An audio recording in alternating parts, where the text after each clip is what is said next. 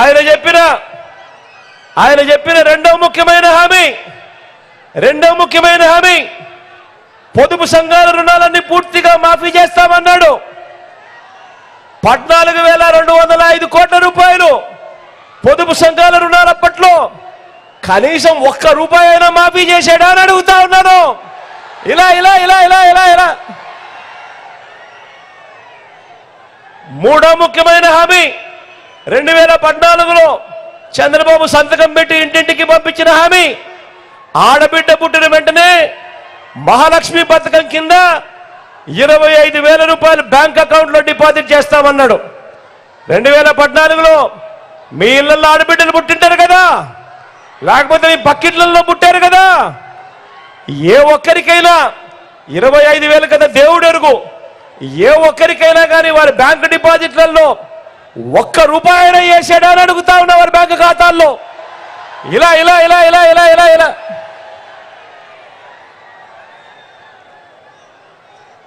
ఇంకా ముందుకు పోదామా? ఇంటింటికి ఒక ఉద్యోగం ఇవ్వలేకపోతే ఇంటింటికి నెలకు 2,000 రూపాయలు, 60 నెలలు ఇంటి 2,000 అంటే ప్రతి ఇంటికి 1,20,000 రూపాయలు ఇచ్చాడా నిరుద్యోగ వృత్తి అడుగుతా ఉన్నా. ఇలా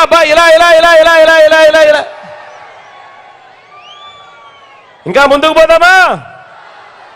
అర్హులైన వాళ్ళందరికీ 3 సెంట్ల ఇంటి స్థలం, 3 సెంట్ల ఇంటి స్థలంతో పాటు కట్టుకునేందుకు పక్కా ఇల్లు.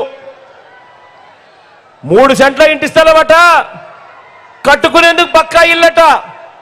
3 సెంట్ల కదా దేవుడు ఎరుగు, ఏ ఒక్కరికైనా కనీసం 1 సెంట్ అయినా ఇచ్చాడా అని అడుగుతా ఉన్నా. ఇలా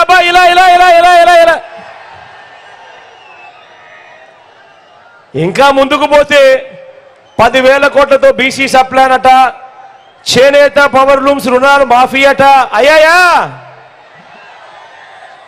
ఉమెన్ ప్రొటెక్షన్ ఫోర్స్ ఏర్పాటు చేస్తామన్నాడు, చేశాడా?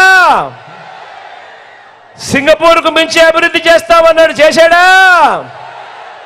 ప్రతి నగరంలోనూ హైటెక్ సిటీ నిర్మిస్తామన్నాడు, నిర్మించాడా?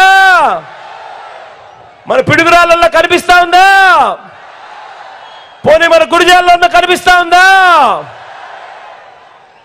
మరి నేను అడుగుతా ఉన్నా, మిమ్మల్ని అడుగుతా ఉన్నా, మరి ఇదే ముగ్గురు వాళ్ళ ఫోటోలు పెట్టి 2014లో మేనిఫెస్టోలో ఇచ్చి ముఖ్యమైన హామీలు అని అంటూ ప్రత్యేకంగా పాంఫ్లెట్ కొట్టించి అందులో చంద్రబాబు నాయుడు గారు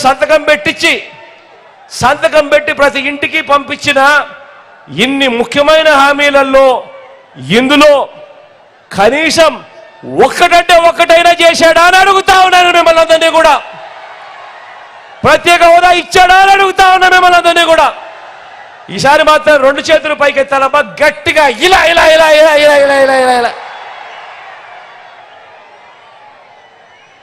మరి నేను అడుగుతా ఉన్నా, వీళ్ళు ఇప్పుడు ఇవాళ ఏమంటా ఉన్నారు? వీళ్ళు ఏమంటా ఉన్నారు? సూపర్ 6 అంటున్నారు, సూపర్ 7 అంటున్నారు. అవ్వలకు పెన్షన్ 4,000 అట, ఇంటింటికి బెంజ్ కారట, ఇంటింటికి కేజీ బంగారం అట. నమ్ముతారా? 2 చేతుల పైకి ఇలా. మరి ఇలాంటి మోసగాళ్లను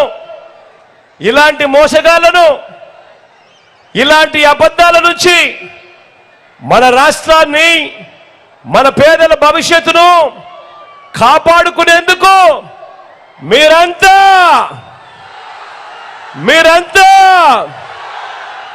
సిద్ధమేనా?